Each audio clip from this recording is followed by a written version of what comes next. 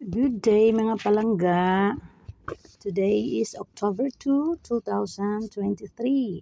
Update tayo sa salary sa Hong Kong.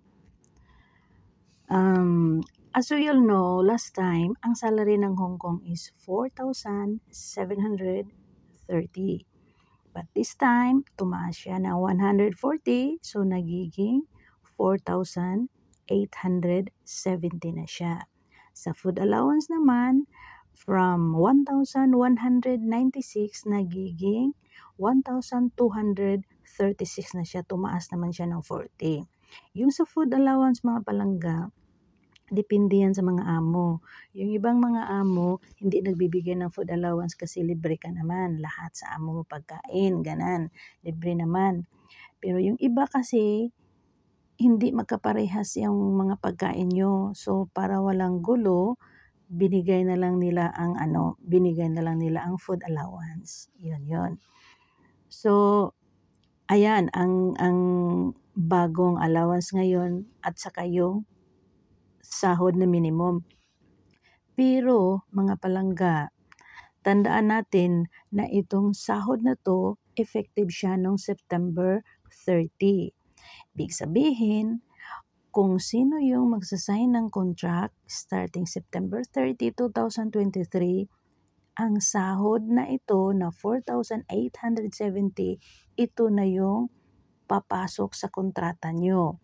Pero, yung mga nakasign na ng contract, for example, 1 year ago, nakasign ng contract na yung minimum salary nila is 4,730, yun pa rin ang magiging sahod nyo until magtapos yung kontrata nyo. Ibig sabihin yung visa nyo.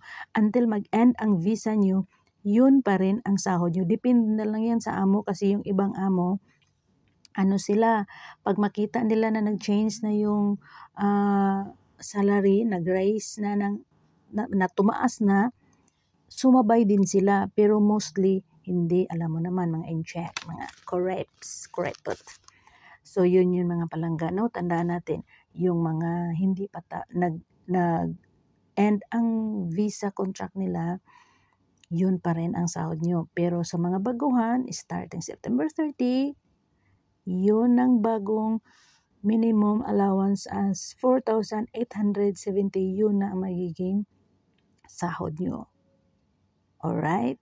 So, yung mga nagbabalak na pupunta sa Hong Kong, go na girl, rampa na kayo dito kasi medyo mataas-taas compare natin sa atin. Mahirapan talaga ang government natin magbigay ng ganito kataas sa mga helper sa bahay. Kaya halina kayo, punta na kayo rito, wag nyo nang tagalan pa. Alright? Bye!